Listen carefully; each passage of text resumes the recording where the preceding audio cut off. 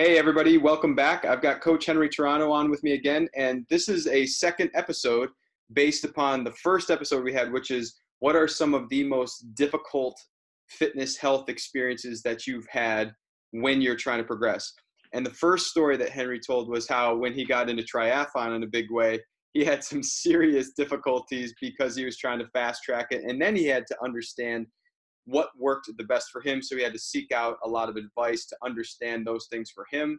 And then he sort of finished up the conversation by saying it's helped him so much to have conversations with his own clients that he wants more clients to have more of those conversations because it can up level them so much. So Henry, welcome back. I would love to kind of just jump right into what is another story that when I asked you the question of difficult times in fitness, what came to mind, and then we'll get into maybe why it came to mind. Yeah, for sure. And this was actually the first story that came to mind, or the first situation. Um, and immediately I knew 2016, because there was a lot going on there, and this is going to resonate with a good amount of people that may be listening. Um, like I said in the last story, I've always, have had something to train for competitively. Um, and then 3 years ago now, I kind of started figuring that that may be over, because you're grown up, and unless you're a professional athlete, most people don't compete at something for a long time. And but mostly really because I was coaching, and to this day I still feel like I compete through my athletes. Um, and I started to kind of understand and see that either I became a much better coach and kind of dwindled as an athlete, or I wasn't really going to grow as a professional, because I needed the time to train, because I needed a different headspace, and because I needed to be a lot more selfish, really. Um, Coming to terms with that is extremely difficult, and this is something I have this conversation with a lot of clients, or even just people that are trying to figure out and ask me where or how I find the drive to continue to train every day and be serious about it when there's nothing to train for competitively. Um, this also happens to be the time when me and my wife learned that she was pregnant, and in no way was that in the plans. And I'd be honest, I have no shame in saying it. I didn't want to have another kid. Bear in mind, I have a 20-year-old that keeps me plenty busy. So I'm kind of thinking, well, this other one's about to go to college. This could kind of start ending this process, and then boom, we're starting all over again. So like all of that mixed together, it was Heavy. oh yeah, man, it was so much. And then yeah, what had always been the outlet and been fitness, and having or really sport, and being able to have that start of an event, or the start of a game or whatever, and everything just disappears, and you're right there in the moment, because you're a competitor, period. uh, I was afraid to not have that, and the news that I was going to be a father again, it's like, so I'm not only not going to be competing, I'm also just going to be a daddy. That was kind of like, it definitely shook me. Um, yeah, man, that took a while. I had several conversations at that point with my coach, and trying to, you know, figure out where my head was at, and what I was feeling towards several different things that were going on. I didn't have immediate answers for that either. It was just like everything blowing up at once, and I couldn't even figure out, do I like this? Do I not like this idea? What do I like to do in training nowadays? Like it just got real difficult. I did know that I wanted to be out on the floor. Most sessions I didn't enjoy them, and that was a big slap in the face for me. Like, I'm working out and I don't like it. Like, how does this even happen? Um, of course, with some time, I started gaining clarity and coming to terms with with the entire scenario. Um, I uh, I started, enjoying the process a little bit more as far as my wife's pregnancy and how that was going to look for in the upcoming year. Um, I start like seeing and realizing I can still do a lot of the training that I do enjoy, even though I will not go to a certain place or time or event to express it. But now I get to do that every day. Hmm. I started learning how to make like little challenges for me within sessions and go back to the intent or the intended dose of training and how is this supposed to feel, how are these times supposed to look, and then that was the day's challenge, trying to like literally to the second have every set be even, or if it's incremental, can I guess how much I can improve set to set, and just started like finding little games within training to kind of keep me motivated. um yeah Would you, Henry, go ahead. would you say that those games are trying to scratch the competitive itch, or is it really enjoyment? Or are they Well, one and the same, I guess? um I don't think they are the same, because I distinctly remember training for competition, and when a set gets hard, I put myself on the floor, right? And I take myself to that point in time, and I think about people that I want to beat. Like Hmm. these people are. This is what I'm going through as I'm training and I'm pushing. That doesn't happen now, Hmm. not at all, right? It's just it's really like a lot more of a narrower vision in my head now. It's more like it's hard to explain, really. Yeah, I know the feeling a little bit. When I walked out of the stadium in Carson in 2015, I remember getting in the car. I hadn't even taken a shower. I got in the car and we started driving back to Arizona from California. And I know my wife was in the car. I think Mike was in the car, and I just looked at him. I go, "That's it," and I thought in my head that that was just it. And I took 2 months off. I didn't train at all.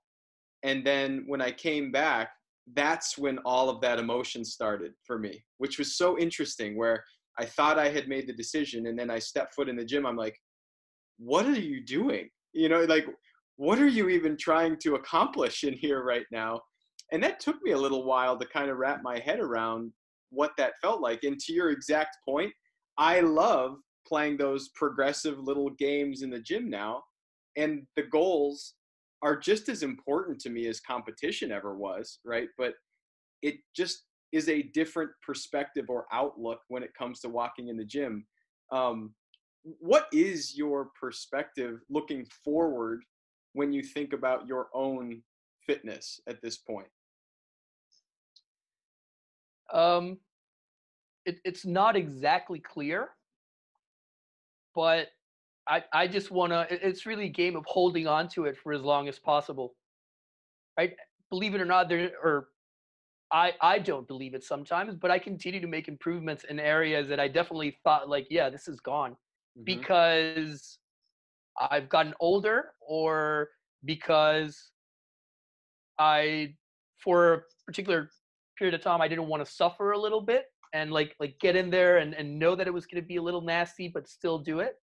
And then it kind of comes back and I start getting psyched about it again. I'm currently going through one of those phases with some bike intervals that I'm doing where, believe it or not, I'm excited about doing a 10-minute bike test in Yep. the upcoming future. And that's not always the case. Uh, so yeah, like right now, I just want to see if I can still do it next year, knowing that next year I'm going to want to see if I can still do it next year, Yep. and so forth and so on, and just keep playing it like that. I look at other people, like I look at my parents, I look at friends that I have that are 10 years older, and I'm like, no, I want to be way fitter than this guy in 10 years. I want to be way fitter than that guy in Yep. 20 years, and Well, I think one of the things that just stands out to me, and I think probably just because it was such a simple phrase, is when James said, "Fitness is like breakfast." And I just remember thinking about that and I go, well, everybody's perception of fitness is a little bit different. But if you get to the point where fitness is like eating breakfast, it's that simple. It's that, I don't know, he would say the word beautiful, right? Like it's that simple of an idea to execute on. There is a different level of being at that point because it's not about loving or hating the individual session. It's about the overarching journey, which I think you guys, Big Dogs coaches are so good at helping people understand that idea. And I mean, it's hundreds and hundreds and hundreds of athletes I've seen, send in feedback about, wow, I thought this experience was going to be about winning or competing, and certainly that's on the table, but what they really say is it's about the process, the interest in getting better. Let's just call it holistically, right? Where everything gets better, which aligns more with what they ultimately want to do, be it fitness or not. And fitness is the medium with which they enjoy this thing called, living on earth. And I know that for some people that might sound a little bit woo woo, but man, when you're going through that, what a cool place to be.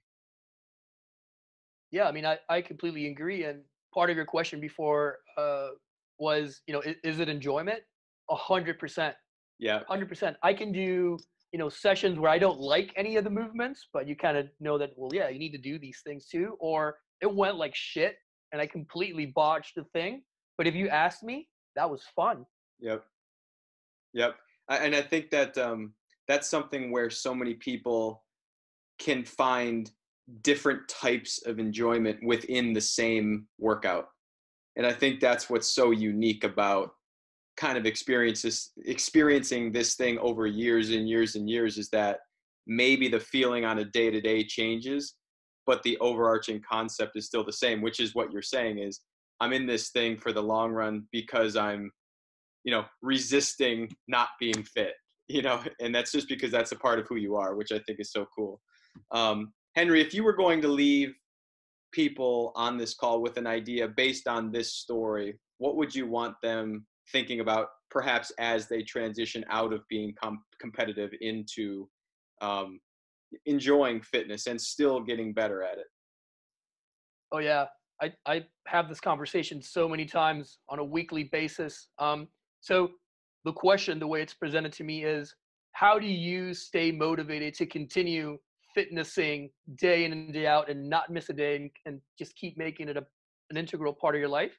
And I reply to that with another question. Okay, so will you ever sit down and make a conscious decision and say, from tomorrow on, I will not exercise ever again? And people are like, no, like I don't see myself ever making that decision. Okay, so let's start there. You're not gonna stop. So you just need to figure out your shit, and I can help you with that as to how it's gonna be, how we're gonna make it enjoyable. But just know that there's not an option to not do anything. Mm-hmm. Yeah, I think when you started telling the story, I just started thinking about all those professional athletes. You and I aren't spring chickens anymore. It's like CrossFit is a different animal, right? Where people are competing into their 40s, 50s, and 60s now. But think about professional athletes. They're in and out. What's the average NFL lifespan? 3 years, something like that. So a lot of these guys are done at 25. So imagine people at 35, 40 years old coming out of sports that, okay, they can play it in a recreational way, but it's a very different feeling for them too. And I think that so many of them have this exact same conversation, and then people kind of pick their pathway. Are they going to do fitness or are they not going to do fitness? And I think that in our world, so many people just love the concept of doing fitness. Yeah, and I think it's a lot worse for these guys because they have nothing else, and it's Hmm. also their job. Hmm. So you literally use your entire purpose and reason of being in a day for, and with one simple decision. Like, Yeah. what do I do for money? What do I do for 14 hours when I'm awake now? Like, that's something that you and I like. It's a lot lesser problem when you still know that whatever you're feeling about training, you still have a solid, 8 or 9 hours of work tomorrow to kind of not be able to think about that. Totally. Oh, you're so right. Gosh, my head goes in so many places. Henry, let's call it there for this one, man. I really appreciate it as usual. I'm not sure exactly when the day this will come out is, but hopefully everybody has great holidays, and we'll see you guys in 2020. Thanks, guys. Yep.